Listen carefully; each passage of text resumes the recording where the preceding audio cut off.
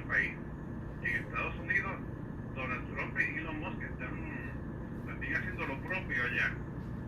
Y acá todavía pensamos en la cultura esa de idiosincrasia de la rogativa, de que quizás va a ocurrir un milagro. Obviamente la esperanza es el último que se pierde, pero estamos viviendo en un mundo nuevo, en un paradigma completamente novel.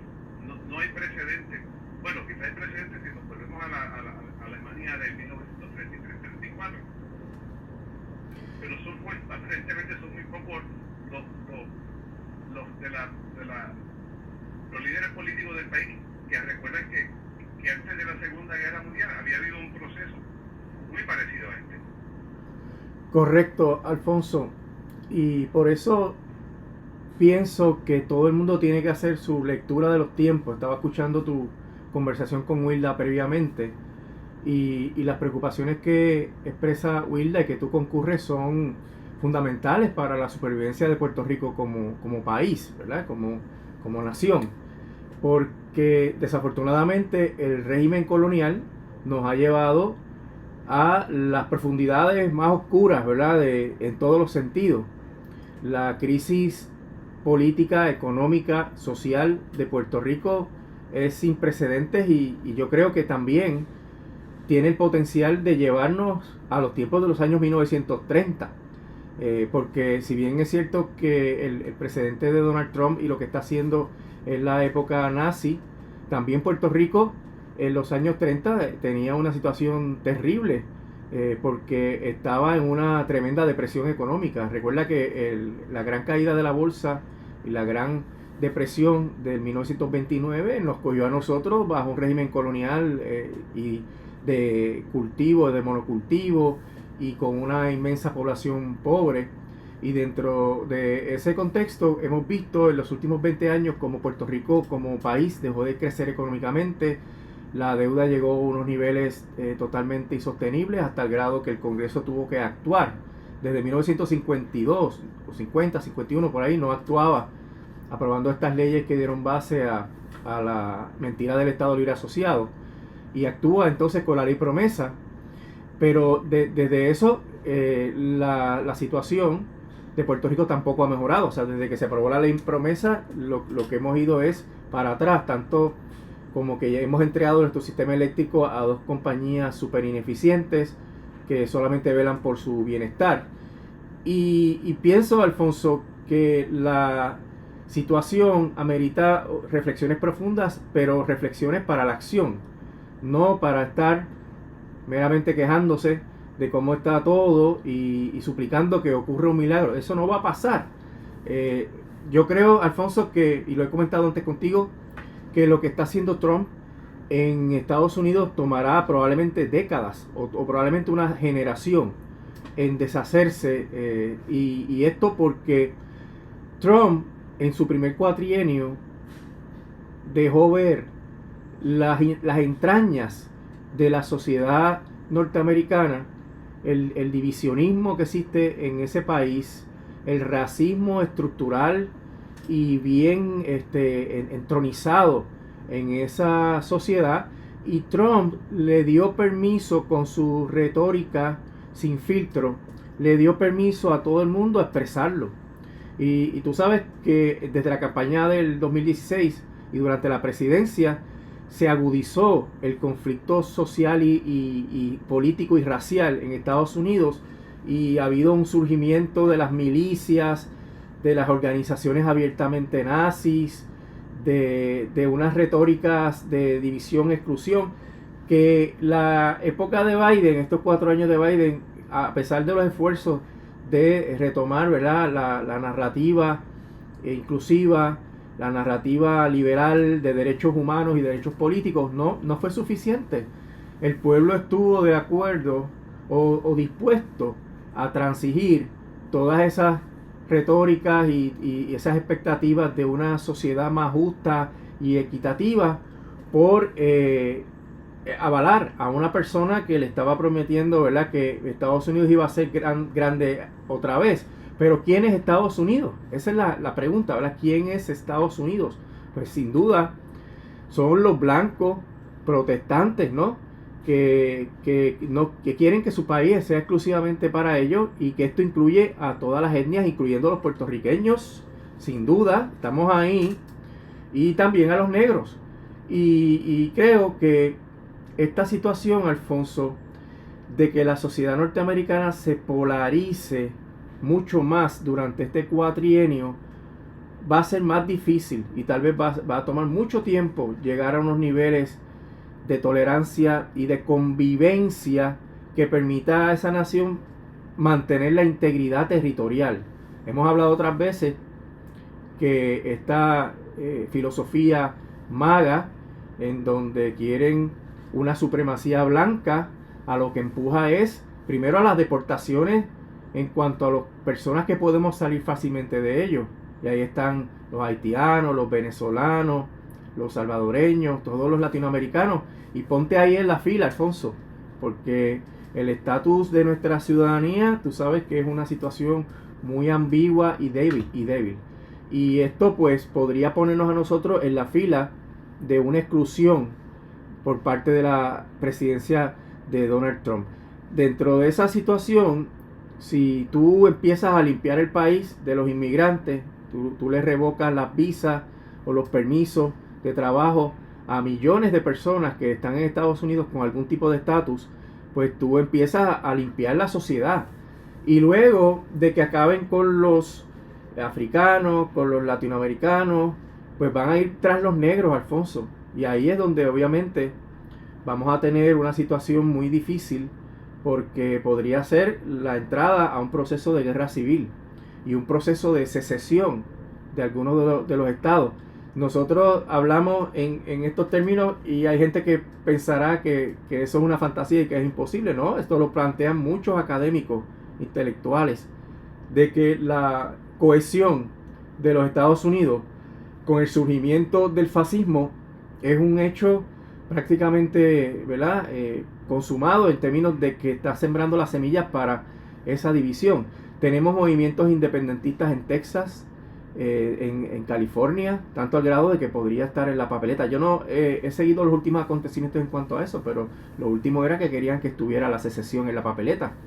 Si eso va a implicar una guerra o no va a implicar una guerra, pues la historia nos dice que sí, porque Estados Unidos fue a la guerra en el 1860-65 por razón de una secesión y por la abolición de la esclavitud.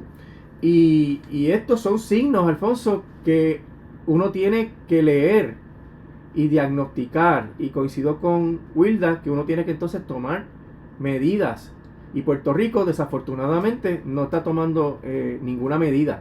Mira, en esa dirección, últimos acontecimientos, ahora Trump está atacando a los bufetes legales que han llevado pleitos para tratar de que se deshagan las órdenes ejecutivas. Les ha quitado a los accesos a información de seguridad nacional, porque esos bufetes que litigan casos del gobierno tienen acceso a información sobre la seguridad nacional. Les ha quitado los contratos y los está atacando, al igual que está atacando a la judicatura. Yo leí lo que dijeron los abogados de Trump en el caso de los inmigrantes venezolanos que aterrizaron en San Salvador, a pesar de que había una orden que les impedía eso. Y el juez ahora está en un proceso de desacato. Mira, los abogados se atrevieron a decir en la moción de respuesta al juez que el juez no tiene autoridad para interferir, que un juez no electo no tiene autoridad para interferir con un poder del presidente que sí fue electo por todos los norteamericanos. Eso fue lo que dijo también la Secretaría de Justicia. Exactamente. En ese tema también la Secretaría de Justicia lo ratificó.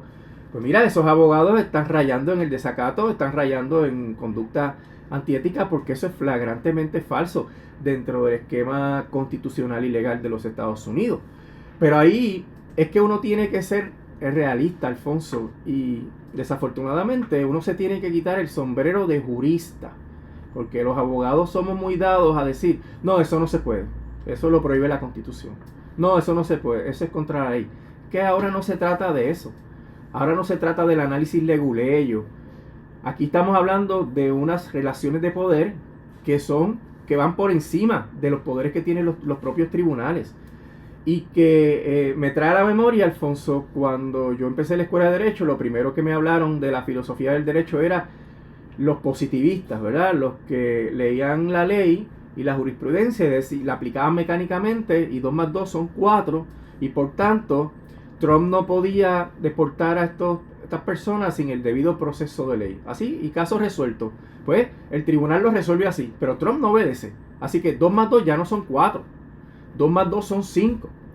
Entonces está al otro lado, la contraparte, que es la teoría sociológica del derecho, donde lo que nos enseñan los expertos de ese tema es que, mira, son relaciones de fuerza, es lucha de clases, es materialismo dialéctico, es historia dialéctica, ¿verdad? Donde unas fuerzas y contrafuerzas van luchando y de ahí sale una síntesis, una nueva situación.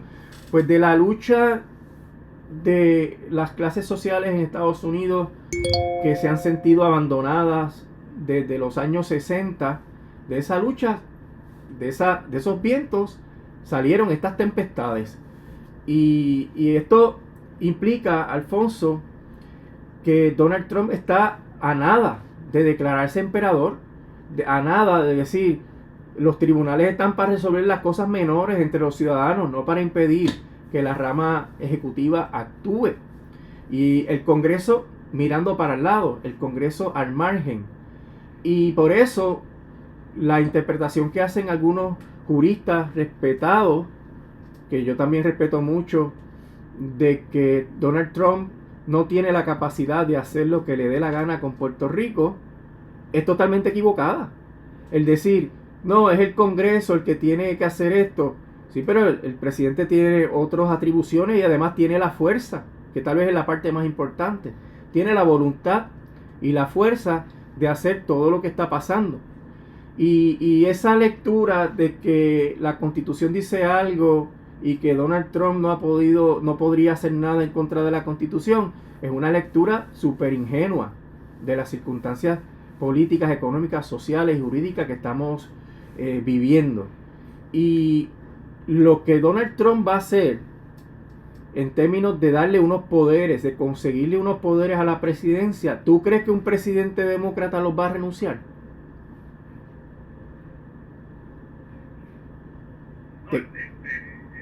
Te quedas callado, pero después que tú logras, por ejemplo, que Donald Trump logre, por ejemplo, que se diga que él puede quitarle los fondos a las agencias federales a pesar de que la ley lo diga de otra manera, que él puede salirse de los tratados internacionales, que él puede imponer tarifas sin el aval del Congreso, que él puede desobedecer las leyes cuando la interpretación que den los tribunales vaya en contra de la política a base de un poder exclusivo del presidente o a base de un poder reconocido en la Constitución. Pues mira, ahí se acabó. Entonces, el que viene después tiene que ser un tipo, ¿verdad?, de una visión y de una, ¿cómo te puedo decir? Un agradecimiento, ¿verdad? Y de una magnanimidad enorme para decir, no, yo no voy a usar esos poderes. Entonces, ¿eso qué obliga? Eso toma generaciones resolver y requeriría una refundación del Estado democrático liberal porque requeriría enmiendas a la Constitución. O sea, las cosas que está logrando Trump mediante sus acciones ejecutivas y mediante los tribunales, los casos que se están resolviendo, algunos a su favor, algunos en contra, la mayoría en contra, pero no han llegado al Tribunal Supremo.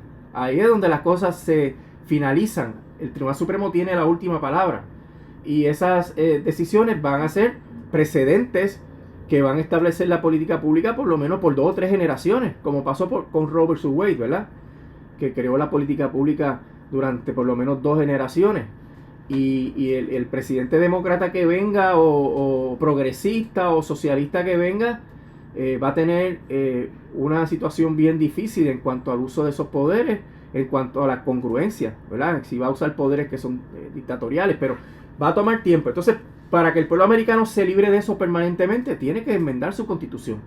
Y para que se llegue al nivel de convencimiento de que hay que enmendar la constitución, la crisis tiene que ser una crisis tan grave como guerra civil interna, o como un desplome extraordinario de la economía que haga que Estados Unidos tenga que replantearse cómo funcionar. Y en esas circunstancias, Alfonso, la cuestión sería: ¿qué va a pasar con nosotros? ¿Cuál es nuestra salida?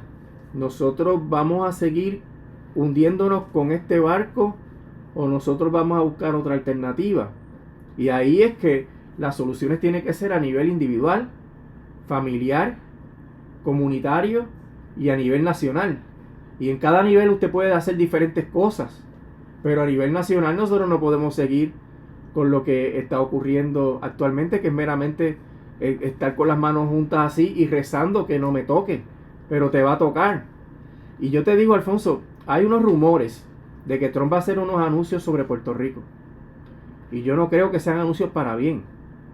No creo que sea la paridad, no creo que sea una ruta para la estadidad de Puerto Rico. Yo pienso que podrían ser cosas dramáticas, como por ejemplo que Trump elimine de un plumazo la ciudadanía por nacimiento en Puerto Rico. Dime qué lo impide, ¿verdad? Si él lo quiere hacer en Estados Unidos y él está tomando medidas similares, ¿por qué no lo puede hacer en Puerto Rico? ¿Cuál es la respuesta de Puerto Rico a eso? ¿Qué pasaría si eso se impone? ¿Cuál es el impacto que esto tendría en los beneficios que tienen los nacidos en Puerto Rico que no sean ciudadanos americanos?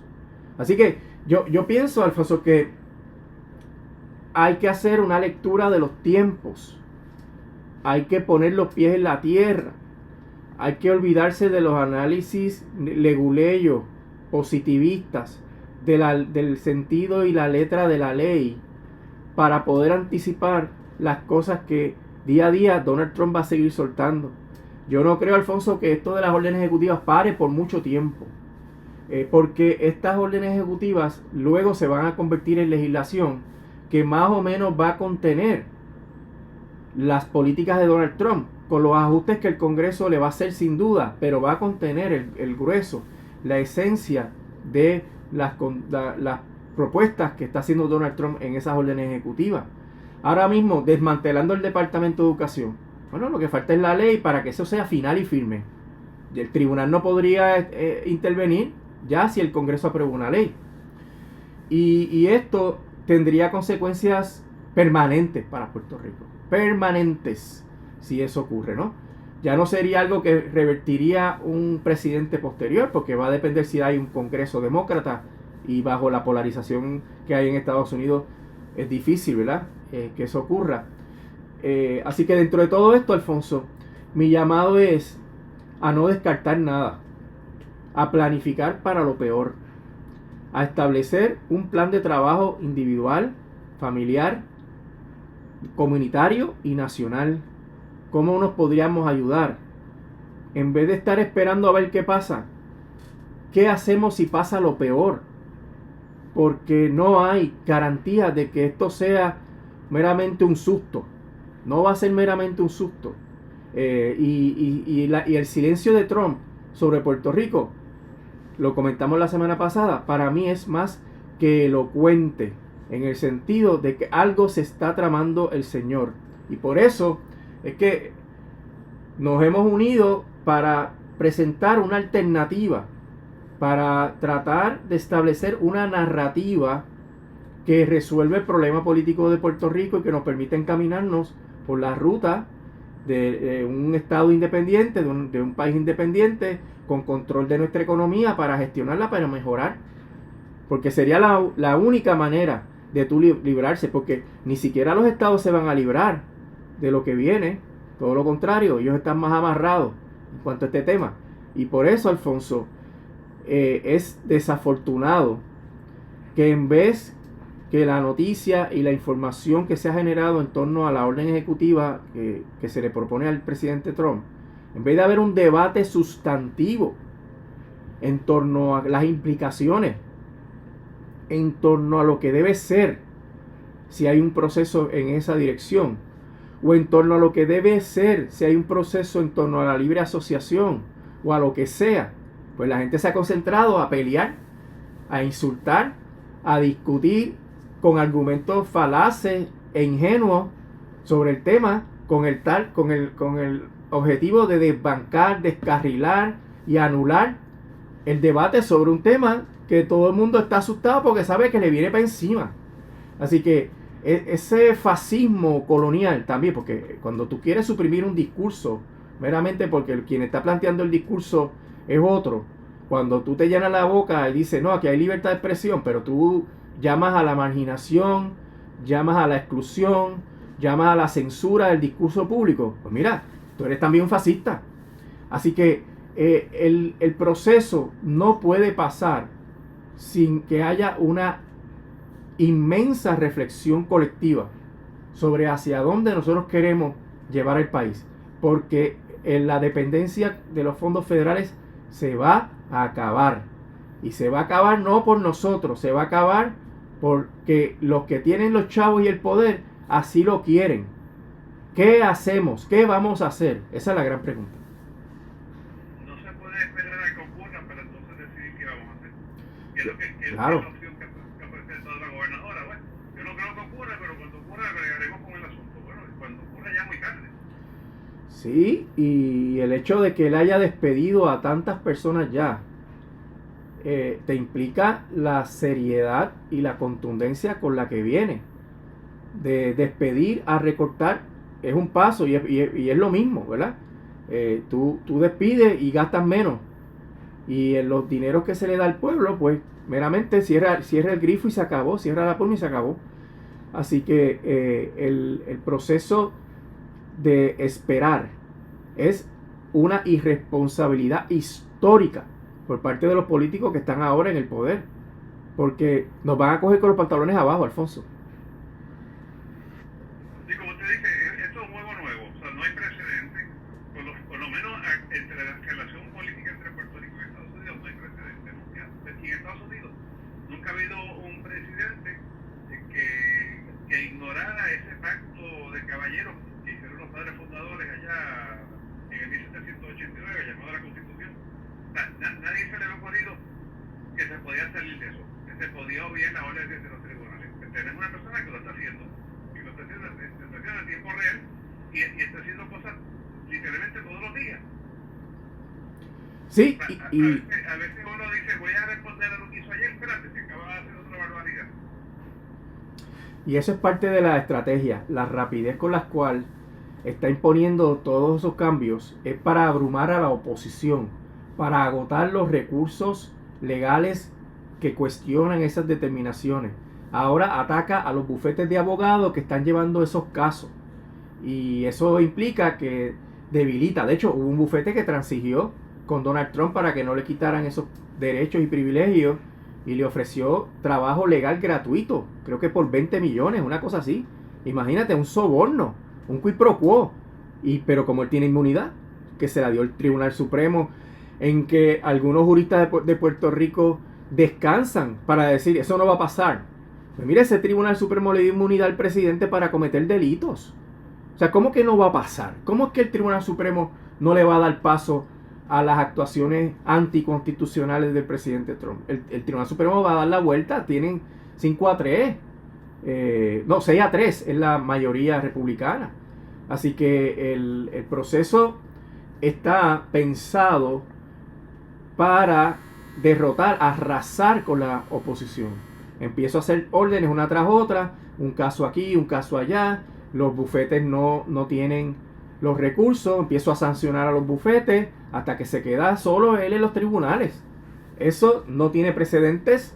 Eso es, diría un jurista positivista, anticonstitucional. Sí, pero si lo puede dictar un tribunal y Trump no lo va a obedecer.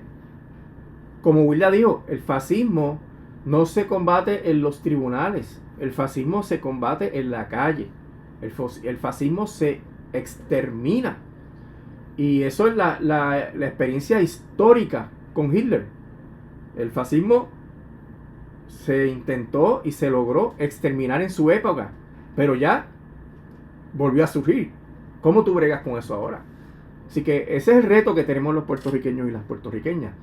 ¿Qué vamos a hacer con toda esta situación ante nuestra vulnerabilidad y ante la inminencia de una situación económica, política y social insostenible para el país, y una clase política que está pendientes a las trivialidades de la vida de farándula. Licenciado, muchísimas gracias. Que tenga bonito día. Cómo no, Alfonso, que estés bien, que pase buen día.